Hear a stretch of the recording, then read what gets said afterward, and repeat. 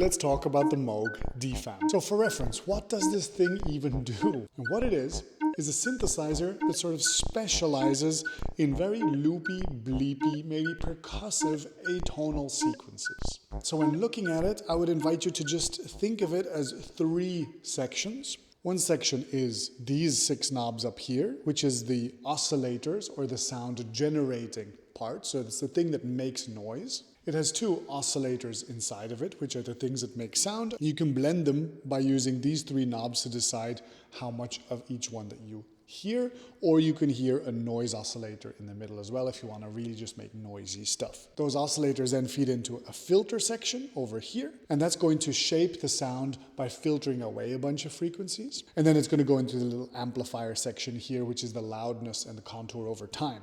So oscillator, filter, amplifier. And then the bottom section is this step sequencer. And what you see the step sequencer do, you see this little red button move from left to right? And if I increase the tempo, it goes fast, and it can go incredibly fast, or it can go slow, to very slow, to almost standing still. And every time that a red light lights up, a new step is triggered. And when that happens, there's 2 buttons that are relevant. For example, when this step gets triggered, here is a knob that sets the velocity of that step, and here is a knob that sets the pitch of that step. So the pitch says how high or low is the note, and the velocity says how loud is the note, more or less. So you can have a sequence of pitches and a sequence of velocities here, and it's 8 steps. It can't be more, it can't be less. It's always 8 steps. So whatever comes out of the DFAM will almost always have that character of a loopy 8-step sequence.